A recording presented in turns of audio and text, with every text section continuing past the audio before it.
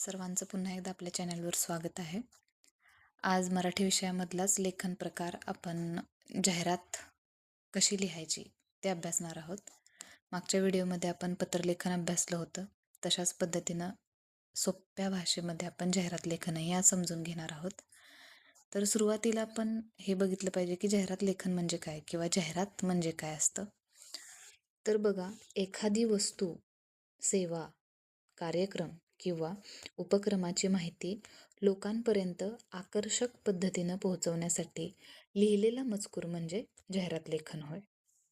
आता आपण आजूबाजूला जेव्हा फिरत असतो तेव्हा आपण बघतो की खूप साऱ्या ठिकाणी ॲडव्हर्टाइजमेंट केलेल्या असतात, जाहिराती छापलेल्या असतात.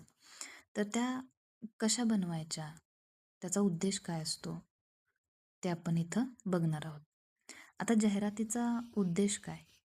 तर ज्या काही वस्तू आहेत किंवा सेवा आहेत त्या विकणं, लोकांना त्यांची माहिती देणं, कार्यक्रमात सहभागी करून घेणं आणि ग्राहकांचं लक्ष वेधून घेणं हे जाहिरातीचं प्रमुख उद्देश असतो. आता या जाहिरात लेखनाची रचना काय आहे बघा. जाहिरात लिहिताना आपल्याला पुढील क्रम लक्षात ठेवणं गरजेचं आहे. पहिलं तर आकर्षक मथळा, जे टायटल आहे ते मोठ्या अक्षरात आपल्याला लिहिणं गरजेचं आहे. त्यानंतर येतं ते म्हणजे मुख्य माहिती. आता या मुख्य मध्ये काय आहे, कुठे आहे, केव्हा आहे, कोणासाठी आहे, त्यामध्ये विशेष सवलत किंवा त्याचं काही जे वैशिष्ट्य आहे ते सुद्धा तुम्हाला तिथं मेन्शन करायचं आहे. त्यानंतर तिसरा जो पॉईंट आहे तो म्हणजे संपर्क, पत्ता आणि मोबाईल नंबर. अशा 3 क्रमांमध्ये, 3 मुद्द्यांमध्ये आपलं जाहिरात लेखन कंप्लीट होतं. आता या जाहिरात लेखनाची वैशिष्ट्ये काय आहेत? त्यात बघा, आकर्षक मथळा, कमी शब्दात जास्त माहिती, प्रभावी भाषा, घोषवाक्य ज्यालाच आपण स्लोगन्स म्हणतो आणि संपर्क माहिती, ही त्याची वैशिष्ट्ये आहेत. त्याचबरोबर बघा, जेव्हा आपण जाहिरात लेखन करू तेव्हा काही असे शब्द वापरायचे जेणेकरून ग्राहकांचं लक्ष वेधून गेलं पाहिजे. जसं की सुवर्ण संधी, आजच, मर्यादित कालावधी, विशेष सवलत, लगेच नोंदणी करा, एकदा भेट द्या, असे जर लक्ष वेधणारे शब्द तुम्ही त्यामध्ये यूज केले तर ग्राहकांचं लक्ष तिथं वेधून घेणार आहे. आता आपण मुद्दे बघितले, वैशिष्ट्य पण बघितली.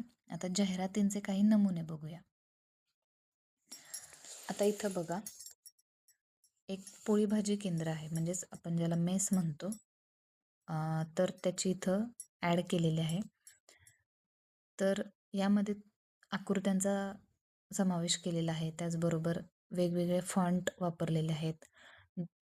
जे मोठे वैशिष्ट्य आहेत त्यांना हायलाईट केलेलं आहे.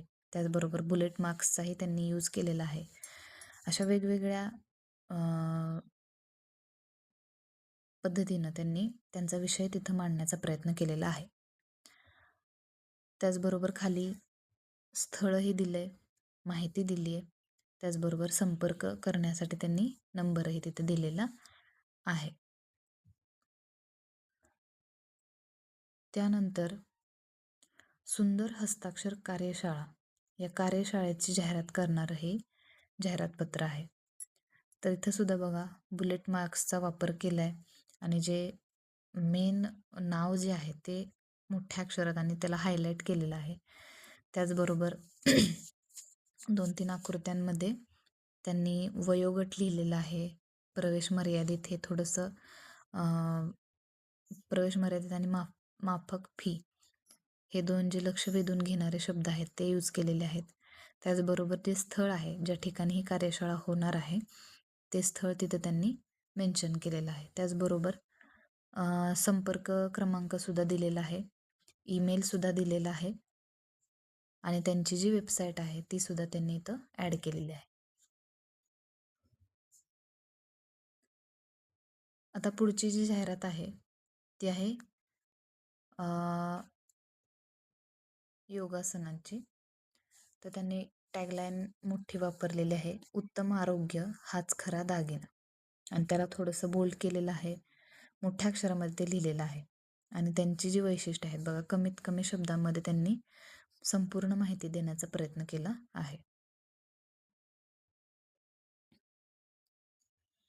त्यानंतर इथं दूध डेअरी आणि ड्रायफ्रूट्सच्या दुकानाची ॲड केलेली आहे. तर त्यांनी सुद्धा उत्पादनांवर सूट लावली बघा, 5% सूट. त्याच्यानंतर त्यांची 10 वर्षांची उज्ज्वल परंपरा आहे असं तिथं लिहिलेलं आहे. त्याचबरोबर वैशिष्ट्यसुद्धा मेन्शन केलेली आहेत. आणि जे काय त्यांच्याकडं उपलब्धता आहे, ज्या ज्या वस्तूंची उपलब्धता आहे, त्या सर्व गोष्टी तिथे त्यांनी बुलेट मार्क्सनं दाखवलेल्या आहेत. जसं की दूध, दही, तूप, लोणी, ताक, श्रीखंड, आम्रखंड, पनीर आणि त्याचबरोबर ड्रायफ्रूट्समध्ये काजू, बदाम, पिस्ता, मनुके, खारीक, नारळ इत्यादी ह्या सगळ्या गोष्टी त्यांच्याकडं मिळत आहेत असं त्यांनी तिथं लिहिलेलं आहे.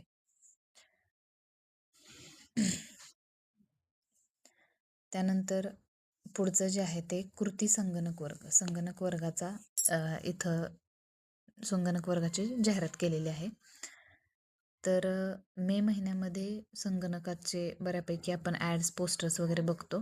तर त्याच पद्धतीने इथं सुद्धा त्यांनी बघा त्यांची प्रवेश फी, त्या संगणक वर्गाचा कालावधी, त्यांचा वयोगट काय आहे तो आणि त्यांच्या वर्गाची वैशिष्ट्ये काय आहेत ती सुद्धा त्यांनी इथं लिहिलेली आहेत.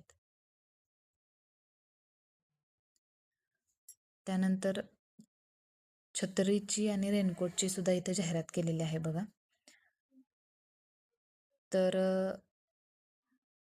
वर त्यांनी असं काव्यपंक्तीमध्ये थोडंसं सुरुवात केलेली आहे. त्यानंतर जे टायटल आहे मेन, वर्षा छत्री आणि रेनकोट, ते त्यांनी बोल्ड केलेलं आहे आणि मोठ्या अक्षरामध्ये लिहिलेलं आहे.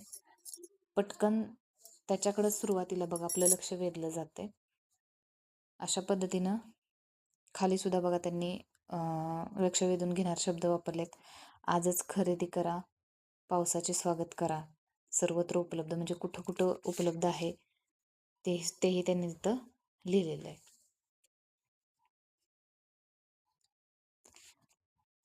आता इथं बघा सेंद्रिय भाजीपाल्याची इथं जाहिरात केलेली आहे.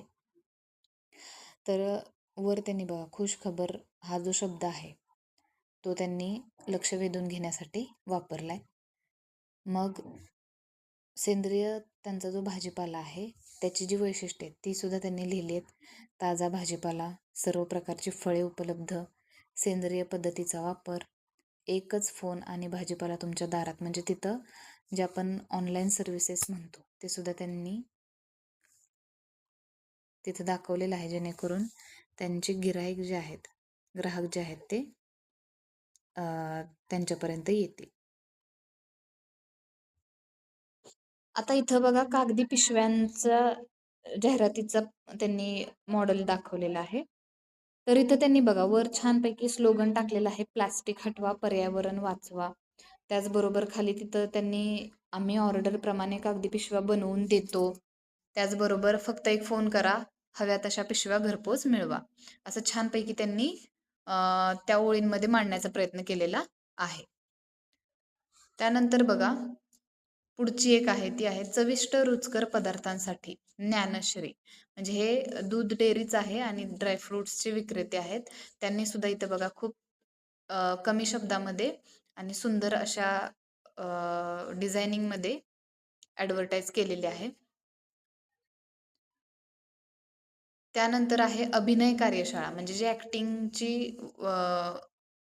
हे असतात, क्लासेस असतात, तर त्याबद्दल त्यांनी इथं ॲडव्हर्टाईज केलेली आहे. तर हे जे त्यांनी बोल्ड केलेलं आहे प्रवेश विनामूल्य, तर त्यामुळं बघा की प्रवेश विनामूल्य असल्यामुळे इथं ग्राहक किंवा जे काही लोक असणार आहेत ते लगेच इथं अट्रॅक्ट होणार आहेत. त्यानंतर योग शिक्षण केंद्र, इथं सुद्धा त्यांनी छानपैकी अशी डिझाईन केलेली आहे. त्याच्यानंतर थोडासा कलरिंगचा वापर केला आहे, पण आपण पेपरमध्ये इतकं करू शकत नाही. पण त्यातल्या त्यात थोडंसं पेन आणि पेन्सिलच्या वापरामुळं थोडंसं आपण अट्रॅक्टिव्ह जाहिरात लेखन करू शकतो. अशा पद्धतीनं मी बरेच सॅम्पल्स तुम्हाला इथं दाखवलेले आहेत. तर ते सॅम्पल्स तुम्ही कॉपी केले तरी चालतायत.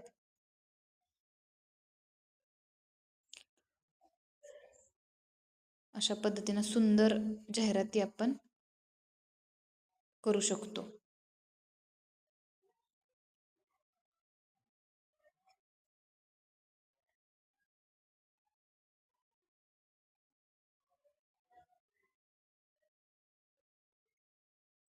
जे महत्त्वाचे शब्द आहेत, जे हायलाइट करायचे शब्द आहेत, ते तुम्ही पेन्सिलनं किंवा पेनानं बोल्ड करू शकता. थोडंसं अक्षरांचा फॉन्ट तुम्ही वेगवेगळा वापरू शकता, जेणेकरून तुमची जी जाहिरात आहे, ती थोडीशी अट्रॅक्टिव्ह वाटेल. तर जे मी तुम्हाला त्याचे नियम सांगितले किंवा काही ट्रिक्स सांगितल्या, त्या तुम्ही नक्की अप्लाय करा. आता बघा, मोस्टली परीक्षेत विचारले जाणारे जे सामान्य विषय आहेत जाहिरातीचे, ते आहेत की शिकवणीचे वर्ग, पुस्तकांचं प्रदर्शन असेल किंवा मोबाईलचं दुकान असेल, सायकल विक्री असेल, संगणकाचं प्रशिक्षण असेल किंवा एखादा कोर्सही असू शकतो. योग शिबिर असेल, रक्तदान शिबिर असेल, वृक्षारोपण असेल, तसंच उन्हाळी शिबिर असेल किंवा रोजगार मेळावा असेल. असे विविध विषयांवर तुम्हाला जाहिरात लेखन करण्यासाठी येऊ शकतं. तर त्यातले जे टॉप मोस्ट ज्याला आपण म्हणू, ते मी इथं घेतलेत. तर हे तुम्ही नक्की ट्राय करा. त्याच्याबद्दल म्हणजे हे आता 10-12 तरी असतील. तर ह्याच्यावर तुम्ही जाहिरात तयार करा. त्यामुळे तुमची प्रॅक्टिसही होईल. अशा पद्धतीनं तुम्ही आउटलाईन करू शकता.